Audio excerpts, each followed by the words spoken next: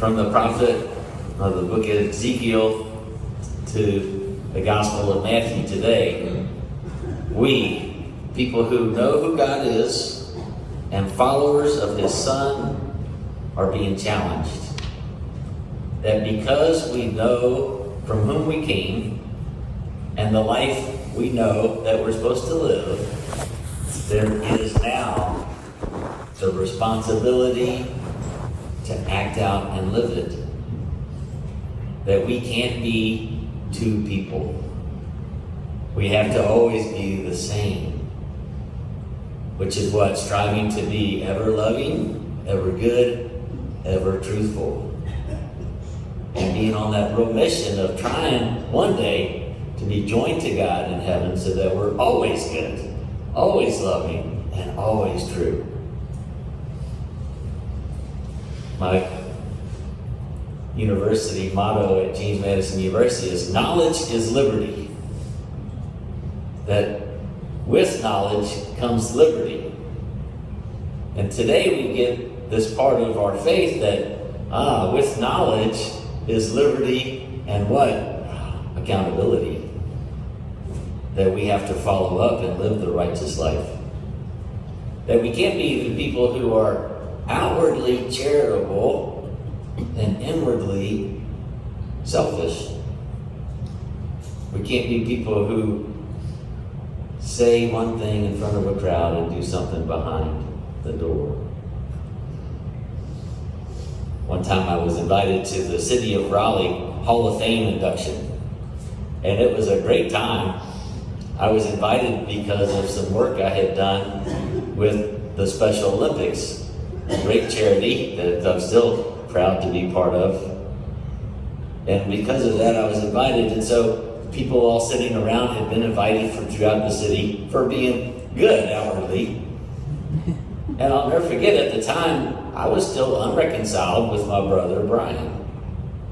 And there were honoring people, and you're there because you're supposed to be so good and charitable and good-natured. And I'm sitting there eating the free cordon bleu chicken. It was good. And I thought,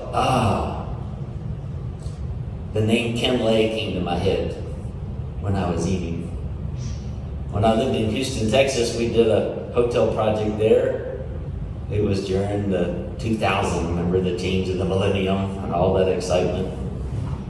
Houston built a new baseball stadium downtown for the Houston Astros. And I was invited there to go and watch the opening game. And it was the president of the company they named the stadium from because of their charitable donations. So Kim Lay was the president of a company called Enron. He threw out the first pitch at the opening of that stadium. And at that time, he looked like the most philanthropic, righteous, charitable person in Houston. And yet behind was something else. And it all came to fruition very quickly. Not a year and a half after that glorious day, right? He was charged and going to jail and had an early death. That company went bankrupt. People were out of work. And now if you go to Houston, it's Minute Maid Orange Field. And the name Enron is gone. We know the good life because we have encountered Christ. That we receive Him fully in His sacrifice and love for us directly from God.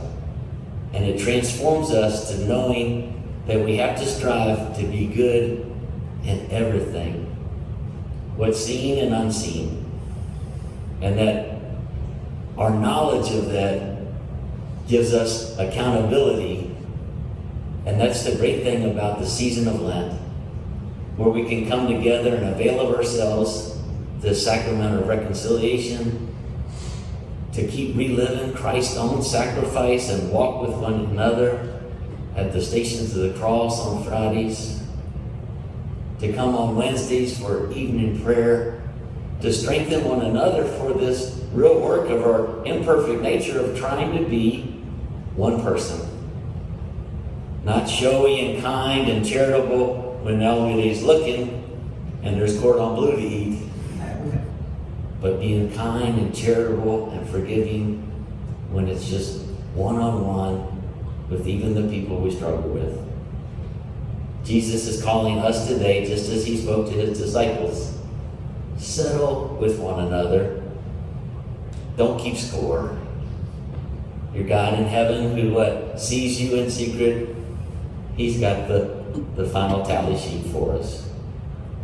And that living that life, see, then the knowledge of God's love and the outward sign of the love in us will become true. And it is better and much more easier. It requires a lot of energy to live as two different people. To live as one person, the person created by God, and who you are is the blessed life.